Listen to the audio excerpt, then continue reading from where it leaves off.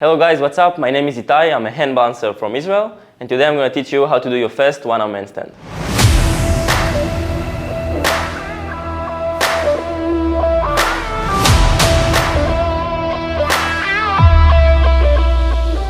Here are the prerequisites before starting the one-arm handstand. First of all, you want to have a good handstand, good solid handstand. So you don't want to hold the handstand in a arch position, you want to be straight in the handstand.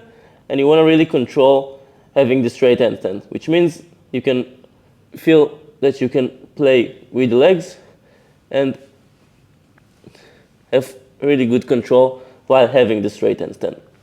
You want to hold it for at least 1 minute and really be comfortable in the position. The second thing that we need to know is to do the pike straddle handstand. And I'm going to explain what is the pike handstand.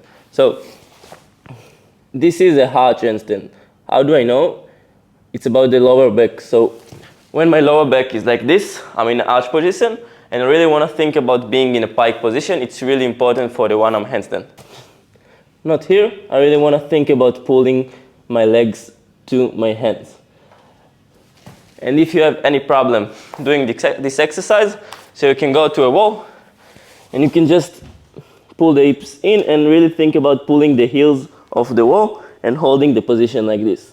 So this will help you understand how to do the pike straddle.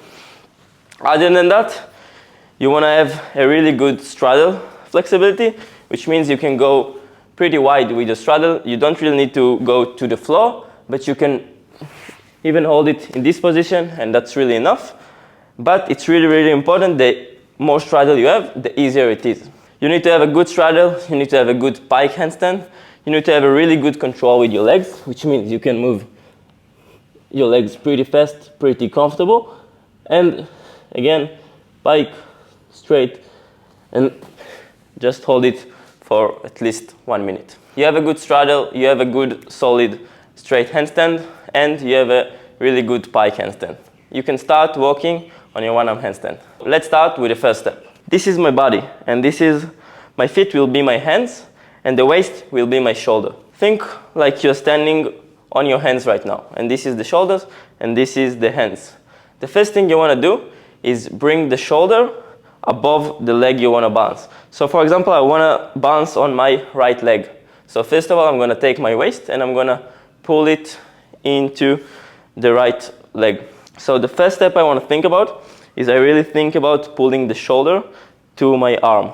Everything you do, you want to practice first in the pike position, after it practice it with the wall, and after it on your hands. So I'm going to show what I mean. You're going to go to the pike position. I'm going to put my hands pretty wide, and I'm going to go to one arm. So think of it like this is my hip and this is my leg. Exactly what I did. I'm going to bring one shoulder above the arm I want to balance on. Just feel comfortable that you can really balance, move from your shoulders. So you don't want to move from your neck, which means you're here, you don't want to do this, because bringing it from the neck won't help you bring the shoulder and won't help you locate the shoulder in the right position.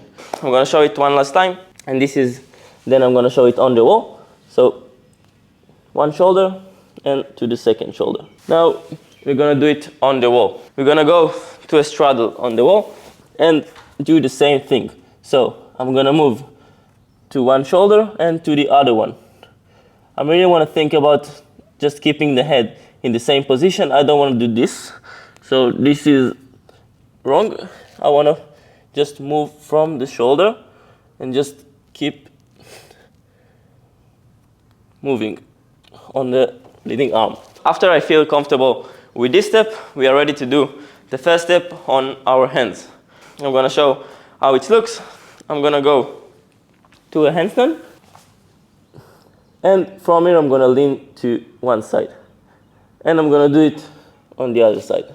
After you feel comfortable doing this 3 reps on each side, or if you want to learn it only on one side, so do it only on the one side, you choose. I don't want to interrupt in this.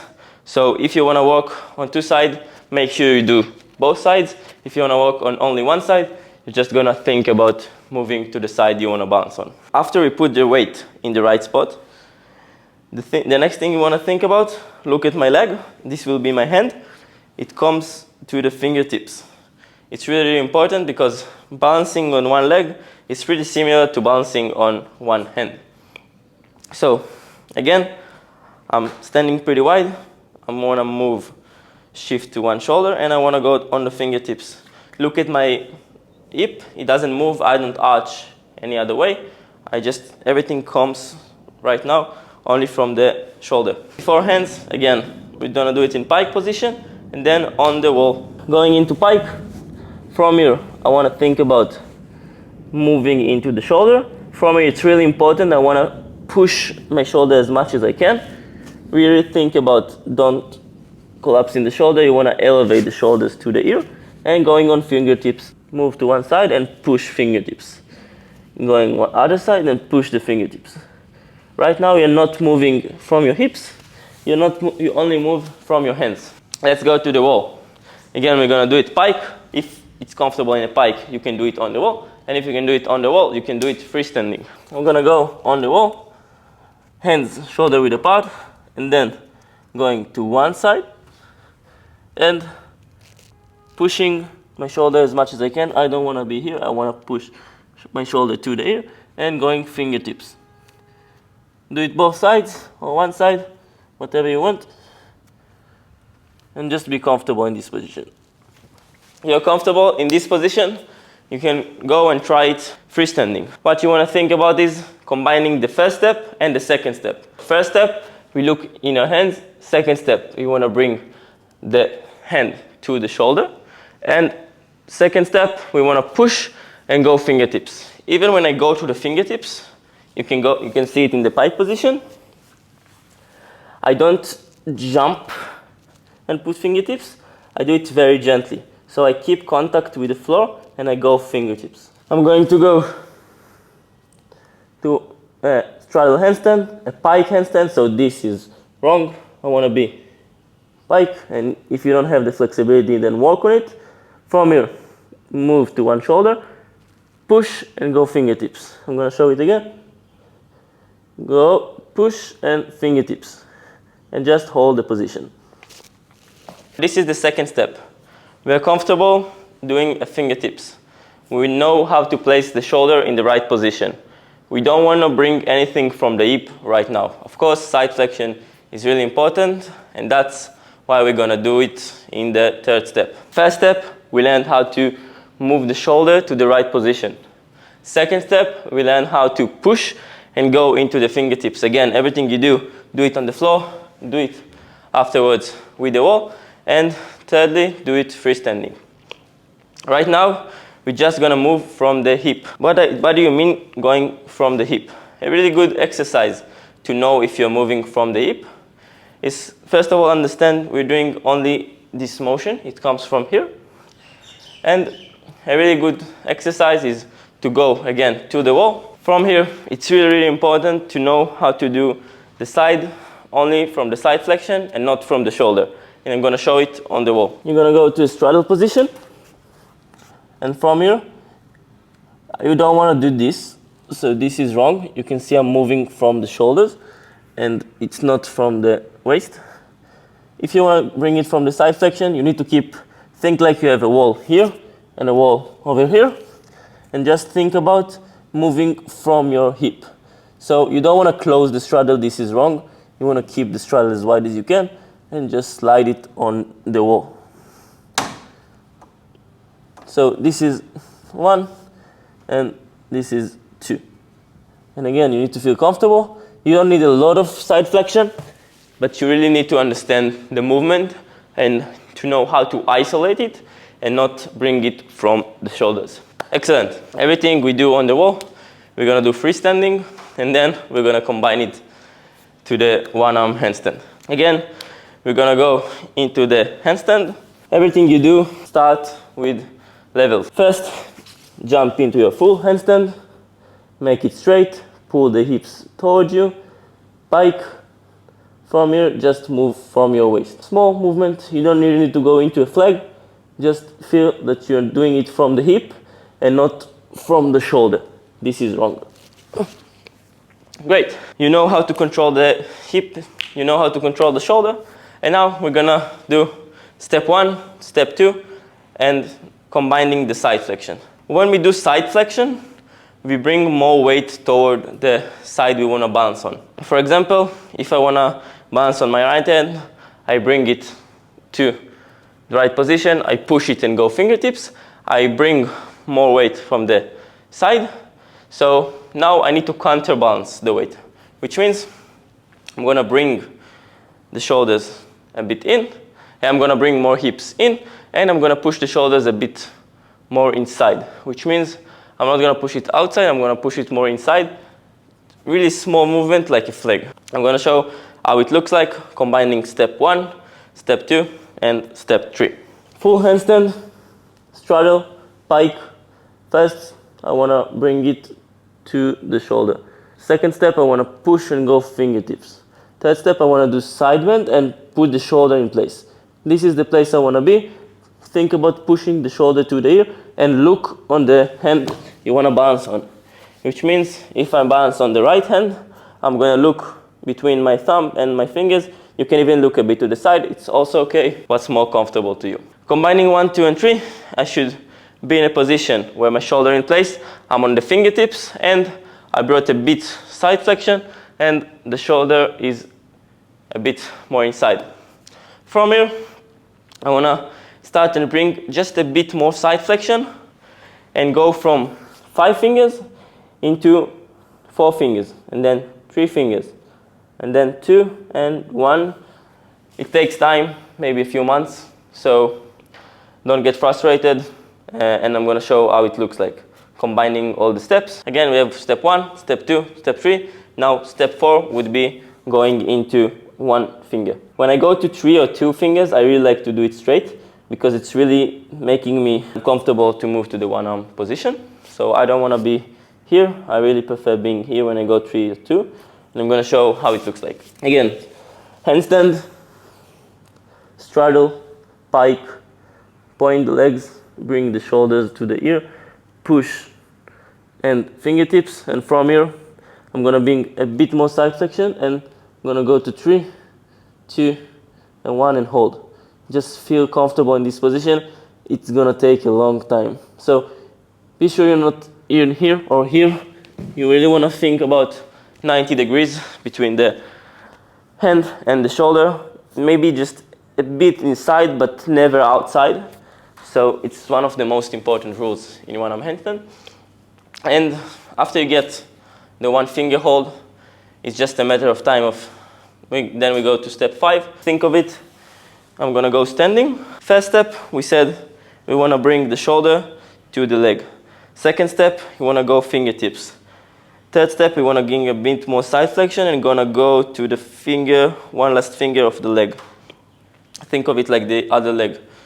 Other hand, and then I'm gonna go just a bit more side flexion, and I'm gonna go outside. I don't wanna be here. This is flag. I wanna just do a small side flexion, and after I do the side flexion, I even try to correct it and hold it without side flexion. It's less stressful for the hip. After the 1 finger, I wanna think about just letting go of the arm. I want to keep it straight. I don't wanna pull it outside, which means I don't want the scapula to go outside, and I don't want the scapula to go inside. I don't want the hand to go a bit outside because it's going to rotate me, which means that if I'm going outside, all my body is going to rotate, and if I take the end inside, all my body is going to rotate here. We're gonna go and show the last step. I'm going to go handstand.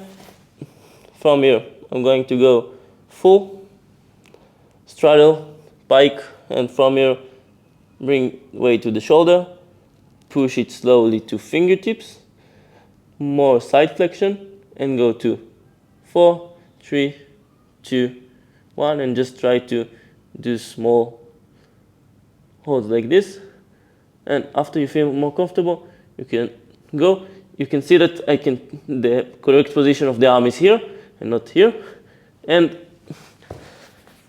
that's how you're gonna learn your first one arm handstand. Of course, I really like to think of taking each part individual. First step, handstand.